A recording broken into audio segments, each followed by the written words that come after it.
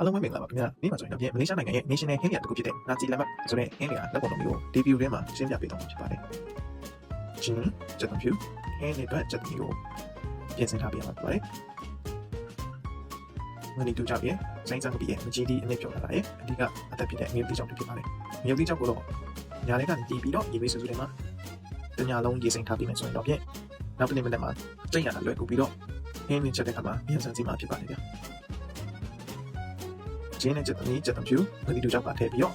blender နဲ့ရောကြိတ်ထားမှာဖြစ်ပါတယ်။ငရုတ်စီအနည်းကြိတ်ချင်တာဖြစ်တဲ့ကြောင့်မလို့စီနဲ့ငယ်ထည့်ရေနဲ့ငယ်ထည့်ပြီးတော့ငရုတ်နဲ့ပြုလုပ်ထားမှာဖြစ်ပါတယ်။ဦးရဲဦးစီထက်ပူလောင်ထားပြီးတော့ငွေတူကြောင့်ကိုကြော်ပြီးတော့ခဏဖယ်ရမှာဖြစ်ပါတယ်။ပြီးတော့အဲ့စီတဲ့ကိုပဲချက်တော်လေးပြီးတော့အနံ့မွေးဖို့အတွက်စွန့်မွေးရပါမြန်မာနိုင်ငံမှာလည်းရှာလို့ရရွက်မျိုးဖြစ်တဲ့စွန့်မွေးကိုထည့်ပြီးတော့စီတက်ပါမယ်။စီတက်ပြီးဆိုရင်ခုနကြိတ်ထားတဲ့ငွေနဲ့ကိုထည့်ပါမယ်။ငရုတ်နဲ့စီကိုလည်းတစ်ခါလေးရောပြီးစီတက်ထားပါမယ်။နည်းနည်းလေးအချိန်ကြာလေးချက်ထားဖို့လိုအပ်ပါတယ်။အားလုံးစီတက်ပြီးမှအရသာကိုထည့်ပါမယ်ဗျ။အရသာတော့ထန်းလျက်နေငယ်ရဲ့တကြားဖြူအဖက်နဲ့ပြင်မကြီးနဲ့တင်ပါမယ်။အရသာတော့လိုလိုမီးစမ်းပြီးတော့အပေါ်ငယ်တော့ကိုယ့်ဘက်ကိုနောက်မှ